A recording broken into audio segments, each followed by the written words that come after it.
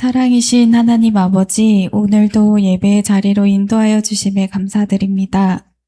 지난 한 주간도 주님의 은혜로 살았음을 고백합니다. 아멘. 죄된 우리가 누리는 모든 것이 결코 당연하지 않음을 고백합니다. 아멘. 지난 한 주간 하나님께서 창조하신 나의 참된 모습으로 섬김과 사랑의 모습, 그리고 선택에 수감받아 선함을 따르고 있는지 돌아봅니다. 여전히 죄인인 모습, 연약함을 보게 됩니다. 그러나 하나님께서 본래 창조하신 모습으로 회복되기를 소망하며 오늘도 주님 앞에 다시 나아갑니다. 이 시간 우리의 주된 모습과 고민 그리고 삶의 모든 어려움을 가지고 주님 앞에 나아갑니다. 능력과 사랑이 있으시며 변치 않으시는 주님을 바라보고 더욱 주님을 의지하게 하옵소서. 아멘. 선이신 주님을 신뢰하며 이 길을 끝까지 걸어가게 하옵소서. 아멘. 또한 청년의 시기를 주님과 함께 걸어가며 주님의 사랑 안에서 사랑하는 자 되게 하시고 예배 자리로 사람들을 초대하는 담대함과 용기를 허락하셔서 단단한 주님의 자녀로 살아가게 하옵소서. 아멘. 오늘도 주님의 말씀을 간절히 사모합니다. 이 예배를 통해 힘을 얻게 하시고 깨닫게 하시며 주님을 더욱 깊이 알게 하옵소서. 아멘. 말씀을 전하시는 전도사님을 붙들어 주셔서 오직 말씀으로 한 영혼을 주님께 인도하는 귀한 통로가 되게 하옵소서. 아멘. 예수님 이름으로 기도드렸습니다. 아멘.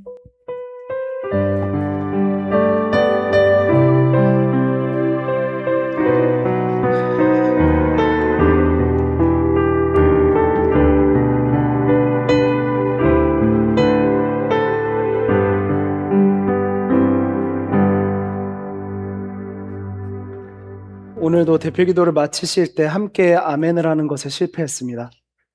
언젠가는 그 특유의 박자를 제가 잘 쫓아갈 수 있으리라 생각합니다. 늘 훈련하고 노력합니다. 사도신경으로 우리의 신앙을 고백합니다. 시작. 전능하사 천지를 만드신 하나님 아버지를 내가 믿사오며 그 외아들 우리 주 예수 그리스도를 믿사오니 이는 성령으로 잉태하사 동정녀 마리아에게 나시고 본디오 빌라도에게 고난을 받으사 십자가에 못 박혀 죽으시고 장사한 지 사흘 만에 죽은 자 가운데서 다시 살아나시며 하늘에 오르사 전능하신 하나님 우편에 앉아 계시다가 저리로서 산자와 죽은 자를 심판하러 오시리라. 성령을 믿사오며 거룩한 공회와 성도가 서로 교통하는 것과 죄를 사하여 주시는 것과 몸이 다시 사는 것과 영원히 사는 것을 믿사옵나이다. 아멘.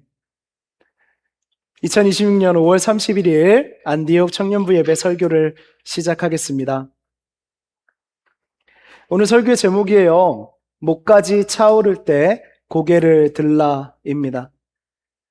오늘 하나님께서 안디옥 청년들에게 주시는 말씀은 이사야 8장 5에서 10절 그리고 마태복음 28장 20절 하반절 말씀입니다. 저와 여러분이 번갈아 읽겠습니다. 여호와께서 다시 내게 말씀하여 이르시되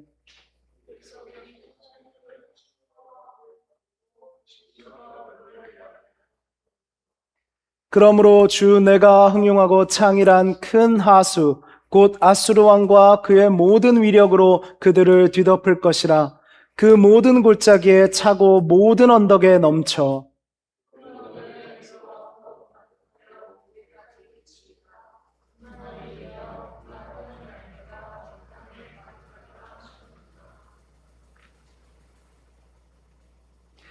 너희 민족들아 함성을 질러보아라. 그러나 끝내 패망하리라. 너희 먼 나라 백성들아 들을지니라. 너희 허리를 동이라. 그러나 끝내 패망하리라. 너희 허리에 띠를 띠라. 그러나 끝내 패망하리라.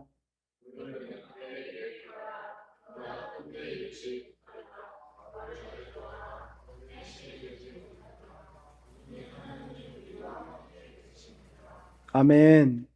마태복음 28장 20절 하반절입니다. 우리 한 목소리로 같이 읽겠습니다.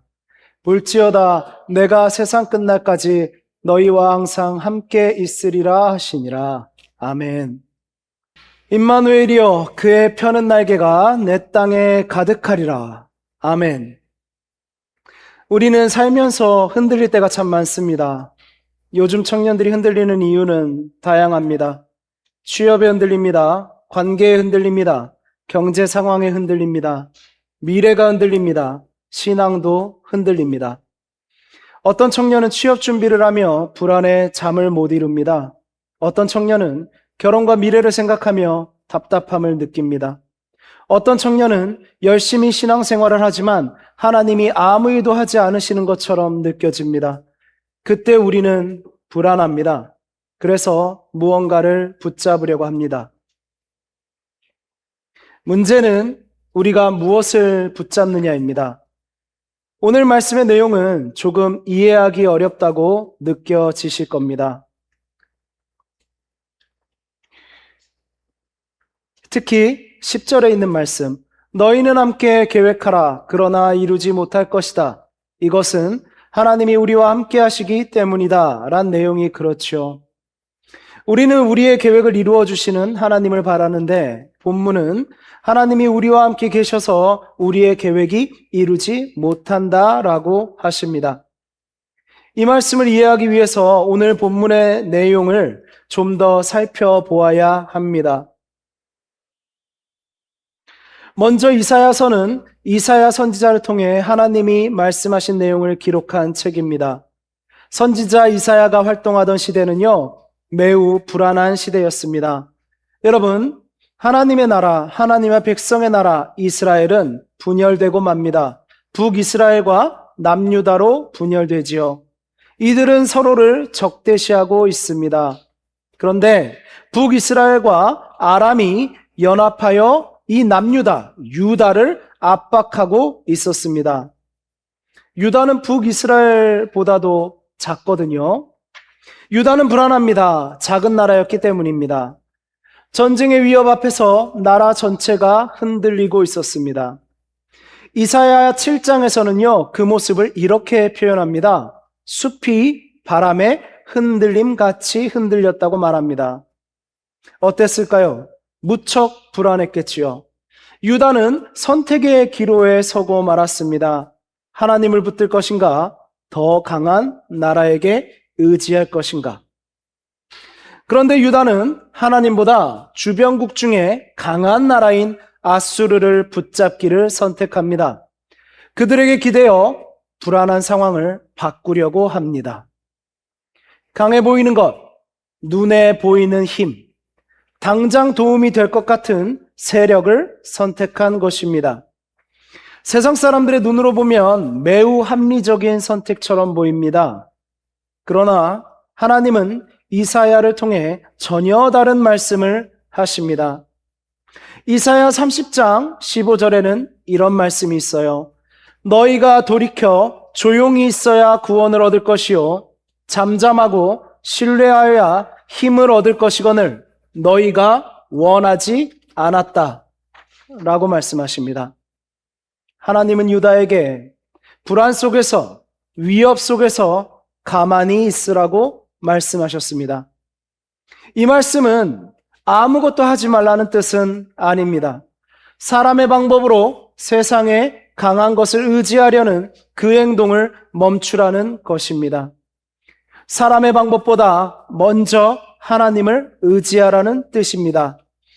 그러나 유다는 하나님의 말씀보다 아수르를 믿었습니다. 결국 그 결과는 어떻게 되었습니까? 아수르는 유다를 도와주는 나라가 아니라 도리어 유다를 집어삼키는 나라가 됩니다. 그들이 의지했던 것이 결국 그들을 지배하게 됩니다. 유다는 큰 어려움을 겪게 되었습니다. 사실 유다는 알아야 했습니다. 아수르는 단순히 강대국이 아니었거든요. 하나님이 하나님의 백성을 깨우치시기 위해 쓰시는 도구였습니다. 삭도라고 표현되어 있지요. 하나님은 아수르를 통해 유다에게 알려주고 싶은 것이 있었습니다. 불안한 상황 속에서 하나님의 백성들이 보아야 할 것은 강한 나라 아수르가 아니었습니다. 이 유다라는 작은 나라가 보아야 할 것은 바로 임마누엘이었습니다. 임마누엘은 하나님이 우리와 함께 하신다는 의미이지요. 임마누엘은 하나님이 우리와 함께 하신다는 의미이지요. 교회도 마찬가지입니다. 교회도 남유다처럼 위기를 만날 때가 있습니다. 사람들이 교회를 떠납니다. 세상은 교회를 비웃습니다. 교회가 점점 작아집니다. 교회가 영향력을 잃어가는 것처럼 보입니다. 그때 교회가 저지르는 가장 큰 실수는 세상이 가진 것, 세상이 좋다는 것, 세상의 힘센 것을 따라가는 것입니다. 세상이 좋아하는 방식, 세상이 원하는 시스템, 세상이 박수치는 모습, 세상이 말하는 부흥. 이것들을 교회 안으로 들여오면 문제가 해결될 것이라고 생각합니다. 교회가 세련되어지고 발전될 거라고 생각합니다. 세상이 교회에게 박수를 쳐줄 거라고 생각합니다. 그러나 이것들은 교회가 세상보다 더 잘할 수 없습니다. 세상이 잘하는 것들은 교회가 세상보다 잘할 방법이 없습니다. 그래서 교회는 점점 세상에서 보기에 열등생처럼 보일 것입니다. 패배하는 자들처럼 보일 것입니다. 그러나 여러분, 희망을 가지십시오. 교회만이 가진 것이 있습니다. 교회는 교회가 가진 것을 잘하면 됩니다. 무엇입니까? 임마누엘입니다. 임마누엘은 교회만이 가진 것입니다. 하나님이 교회와 함께 하십니다. 교회는 그 임마누엘을 믿고 보여주어야 합니다. 청년들의 삶도 마찬가지예요. 여러분을 흔들리지 않게 하는 힘은 스펙이 아닙니다. 세상에서 말하는 것에 의지하는 것이 아닙니다. 돈도 아닙니다. 사람들의 인정도 아닙니다. 임마누엘입니다. 그런데 우리는 종종 묻습니다. 정말 하나님이 함께 하신다면 나에게 왜 이렇게 힘든 일이 생기는 걸까? 정말 임마누엘일까? 오늘 본문은 바로 그 질문에 답합니다. 하나님은 임마누엘을 가장 선명하게 보여주시기 위해 두려운 상황을 허락하십니다. 여러분이 흔들리지 않는 것을 알려면 여러분을 흔드는 것이 있어야 합니다. 여러분이 흔들리지 않는 힘을 알려면 여러분은 흔들리는 상황 위에 있어야 합니다.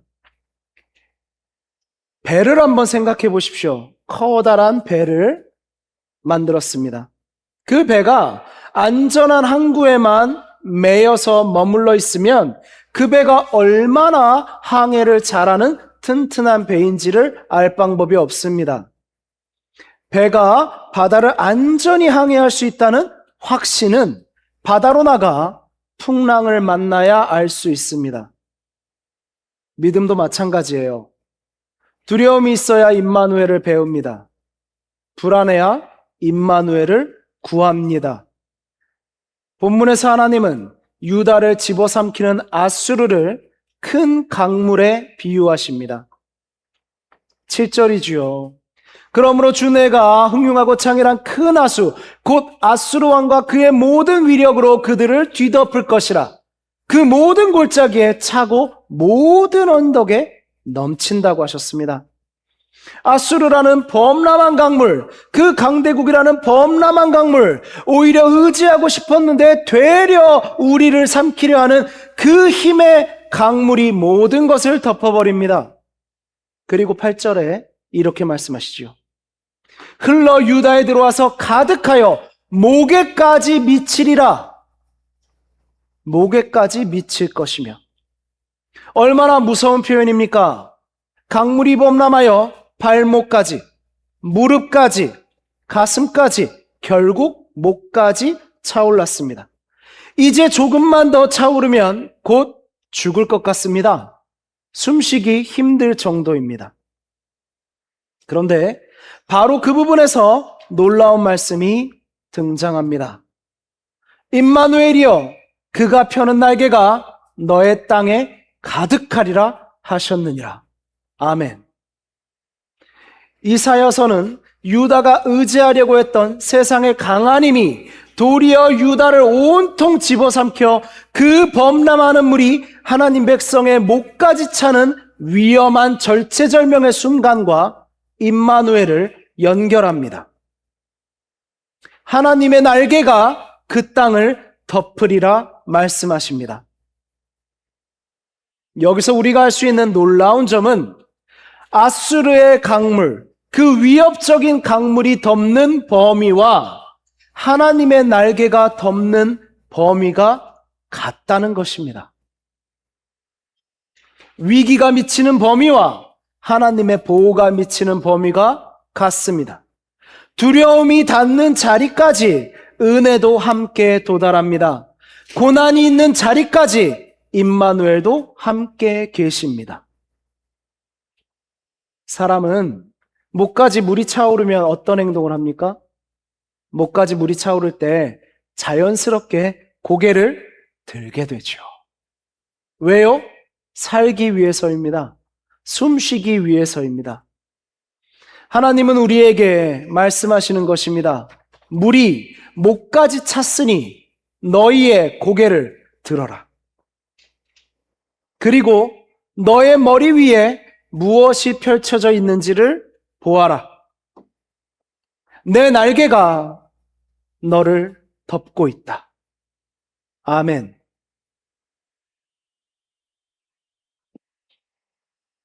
말씀드렸듯 위기가 덮는 자리만큼 은혜도 덮여 있습니다. 두려움이 차오르는 자리만큼 임마누엘은 함께하고 있습니다. 그래서 이사야서의 후반부에는 남은 자들이 등장합니다. 그들은 현실을 부정하지 않습니다. 어두움을 인정합니다. 고통을 인정합니다. 그러나 기다립니다. 고개를 들고 기다립니다. 하나님께서 다시 빛을 비추실 것을 믿기 때문입니다. 그리고 그 간절한 기다림은 결국 한 사람에게 도달합니다. 예수 그리스도입니다. 신약의 마태복음은 이사야서의 예언을 인용합니다. 마태복음 1장 23절 말씀입니다. 우리 함께 읽을까요? 시작. 보라, 처녀가 잉태하여 아들을 낳을 것이요 그의 이름을 임마누엘이라 하리라 하셨으니 이를 번역한즉 하나님이 우리와 함께 계시다 함이라. 아멘. 임마누엘, 하나님이 우리와 함께 계시다. 이사야서의 시대에는 보기를 원하는 약속이었습니다. 그 약속은 예수님이 오셔서 우리에게 바라보는 현실이 되었습니다. 우리는 마태복음에서 예수님의 제자들이 풍랑을 만났던 장면을 기억합니다. 다들 기억하시죠? 안개가 가득한 날이었어요. 예수님은 먼저 건너편에 가시겠다고 하셨습니다. 제자들이 갑니다. 제자들 뱃사람들 전문가인데요. 그날의 날씨는 뭔가 불안했지만 예수님이 오라 하니 그 명령대로 갑니다. 풍랑이 일기 시작해요. 매우 불안한 상황이 됩니다. 그런데 어둠이 가득한 그곳에서 멀리 한 형체가 보입니다. 어찌할 바를 모르던 제자들에게 한 형체가 보입니다. 예수님은 풍랑 속 제자들에게 걸어오셨습니다. 배 안에 있던 제자들은 죽을 것 같았겠죠. 마치 목까지 물이 찬 것 같았습니다. 그때 예수님은 말씀하십니다. 안심하라. 나다. 두려워하지 말라. 주님은 풍랑을 먼저 없애지 않으셨습니다. 먼저 자신을 보여주셨습니다. 왜냐하면 진짜 평화는 상황의 변화가 아니라 주님이 함께 계시다는 발견, 임마누엘에서 오기 때문입니다. 여러분, 우리가 믿는 하나님은 멀리서 응원만 하는 하나님이 아닙니다. 너희들 얼마나 잘하나 내가 한번 보자 하시는 그러한 하나님이 아닙니다. 예수님은 우리의 고통을 구경하지 않으셨습니다. 우리의 풍랑 속으로 걸어 들어오셨습니다. 그분은 사람이셨고, 가난을 경험하셨고, 배신을 경험하셨고, 외로움을 경험하셨고, 억울함을 경험하셨으며, 눈물을 흘리셨습니다. 그리고 하나님이신 그분이 사람으로 십자가를 지셨습니다. 왜 그렇게 하셨을까요? 우리에게 말씀하시기 위해서입니다. 나는 네가 있는 그 자리를 안다. 나는 너의 두려움을 안다. 나는 너의 눈물을 안다. 나는 너의 아픔을 안다. 내가 너를 아노라. 그리고 나는 그 자리에 너와 함께 있다. 임마누엘.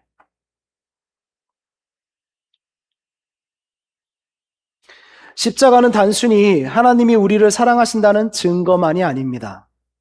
하나님이 우리를 절대로 버리지 않으신다는 임마누엘의 증거입니다. 오늘 여러분의 삶에도 물이 차오르고 있을 수 있습니다. 그 범람하는 물이 여러분의 발목, 무릎, 몸으로 차오르고 있을 수 있습니다. 미래에 대한 불안, 관계의 상처, 경제적 어려움, 교회 일에 대한 부담, 신앙의 침체와 혼란. 여러분, 어딘쯤 찼습니까? 혹시 목까지 올라오셨나요? 방법이 보이지 않나요? 아니면 세상의 방법들이 자꾸 보이나요? 이러다가 큰일이 날 것 같아서 세상에서 하라는 이것저것 다 해봐야 할 것 같습니까? 아니요. 고개를 들어서 하늘을 보십시오. 여러분은 숨 쉴 수 있습니다. 여러분은 괜찮습니다. 기억하십시오. 여러분의 두려움의 범위는 임마누엘의 날개가 펼쳐진 범위입니다. 여러분의 불안보다 임마누엘의 약속이 더 큽니다. 여러분의 미래보다 임마누엘의 약속이 더 확실합니다. 그러므로 다른 것들을 붙들기 위해 애쓰지 마십시오. 이 시간 여러분의 삶에 세 가지를 제안드리려 합니다. 첫째, 두려움 앞에서 담대하십시오. 둘째, 임마누엘을 믿으십시오. 셋째, 여러분의 삶으로 세상에 임마누엘을 보여주십시오. 아멘. 교회가 세상에 보여줘야 할 것은 어떠한 화려함도 아닙니다. 좋은 건물도 아닙니다. 사회에서 잘 나가는 사람이 많다라는 자랑도 아닙니다. 시끄러운 요란한 프로그램도 아닙니다. 우리가 세상에 보여줘야 할 것은 오직 임마누엘입니다. 여러분의 삶을 통해 사람들이 저 사람은 왜 저 상황에서도 무너지지 않을까? 저 사람은 왜 저 상황에서도 소망을 잃지 않을까? 그렇게 물어보게 하십시오. 그리고 그때 여러분의 입으로 말하십시오. 내가 강해서가 아닙니다. 임마누엘의 약속을 믿기 때문입니다. 지금도 하나님이 나와 함께 계십니다. 아멘. 우리의 인생에는 목까지 물이 차오를 때가 반드시 있습니다. 힘든 시간이죠. 그러나 목까지 물이 차오를 때 여러분은 반드시 고개를 드십시오.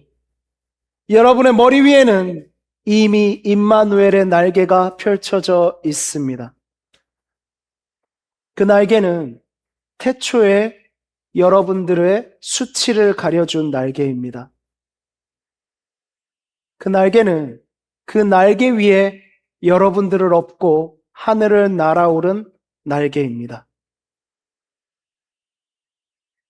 임마누엘 되신 예수님은 오늘도 말씀하십니다. 마태복음 28장 20절 말씀이에요. 우리 함께 읽을까요? 시작. 볼지어다 내가 세상 끝날까지 너희와 항상 함께 있으리라.